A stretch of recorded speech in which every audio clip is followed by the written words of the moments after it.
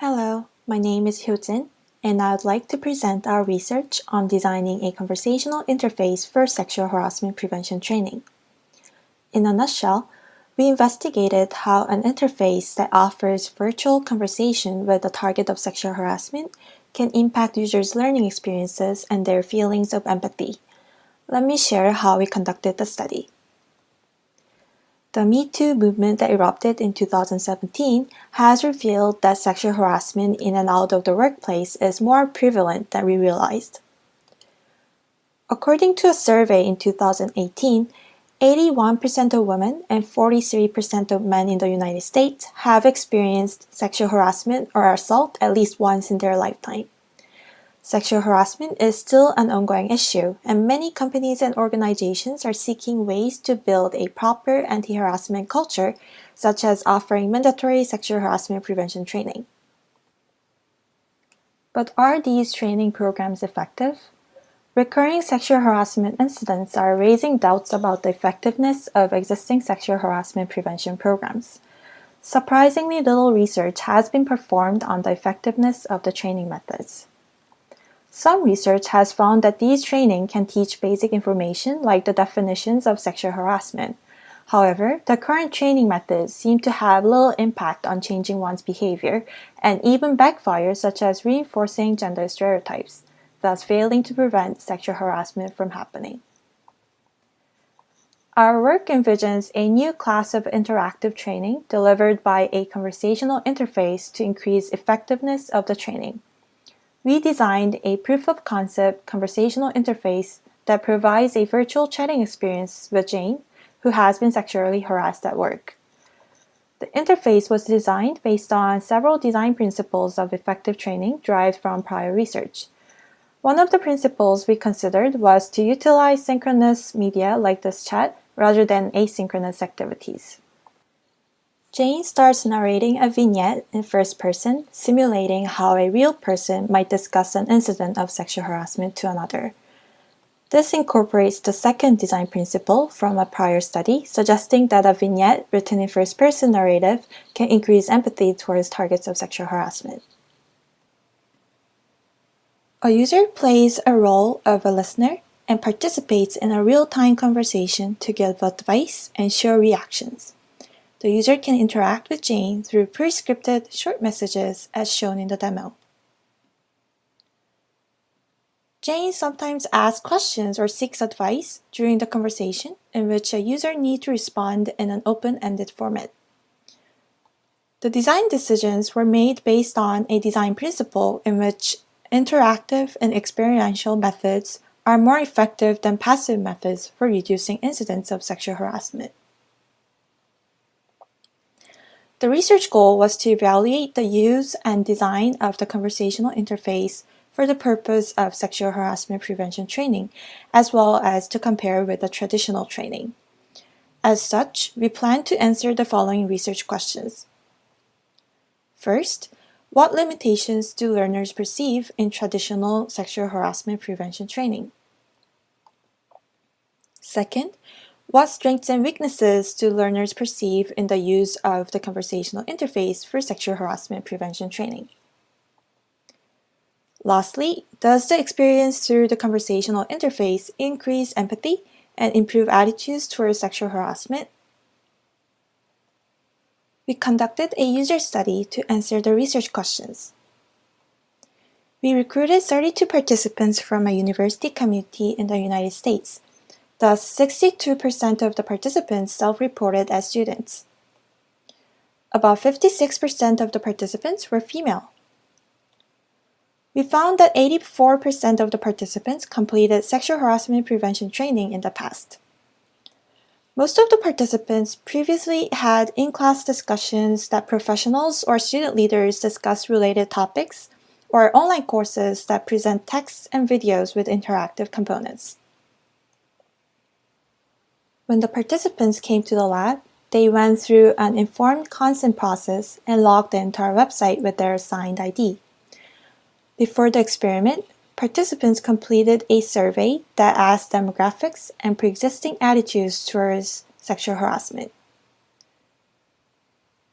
Then the participants were randomly assigned to one of the experimental conditions. Half of the participants used the conversational interface, whereas the other half of the participants used the control interface.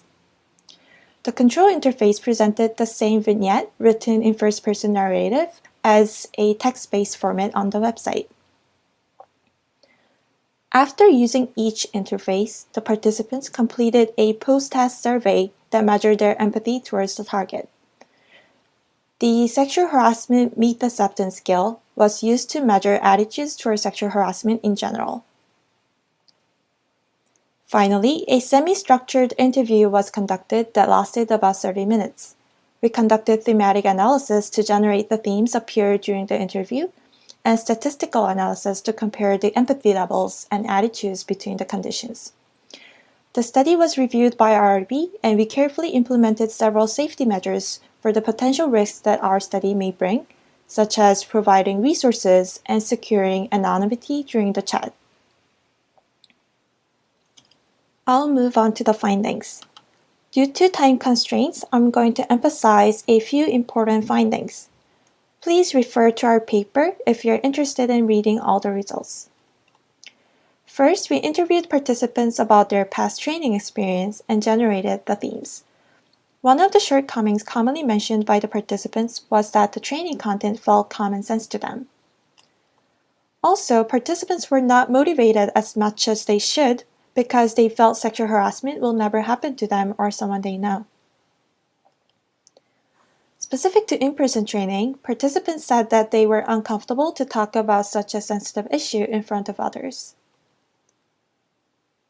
We then asked about the strengths of the conversational interface. The perceived benefits of the conversational interface favorably contrasted with the perceived limitations of the traditional training. Participants found the chatting experience engaging because reading messages one by one added suspense to the vignette. Participants mentioned that they were immersed in the chat and became motivated to take the role of a helper to Jane, even though they were aware that Jane is not a real person.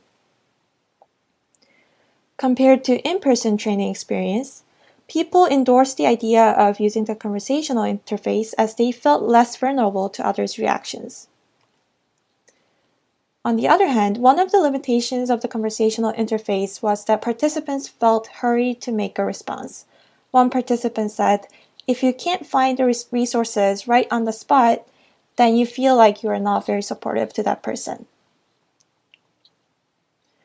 Although we found promising results about the conversational interface through interviews, we did not see a significant difference in the empathy levels or attitudes towards sexual harassment between the conversational interface condition and the control condition. We analyzed the interviews to investigate why there was no such difference. During the interview, we asked an empathy-related question such as how close the participant felt with Jane and why. In both groups, the most common reason that explained users' empathy was related to the extent of overlap between their past and current situations and that of Jane's. The more the overlap, the more empathy they felt. We also found that personal relationships, such as friendship, is important to increase empathetic interaction. Some participants said that the personal connection with Jane was shallow, thus perceived less empathy. Based on these findings, we suggest the designers to personalize the vignette to users' experiences to increase empathy. Spending some time to build rapport with the persona before the intervention may increase empathy as well. What do the findings tell us?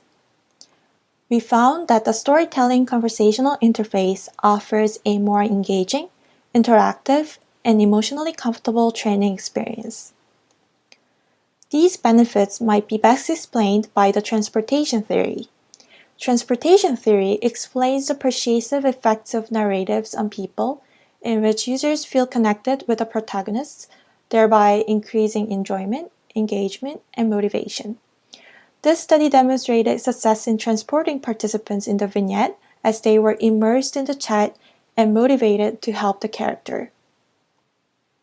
The findings of this work could generalize to other mandatory training programs such as diversity training. Discussions on sensitive topics, such as counseling sessions, can also benefit from using the conversational interface. Finally, our suggestions about empathy-arousing designs could be useful to other interfaces that value empathy from users, such as medical crowdfunding. That concludes my presentation. Thank you all for listening.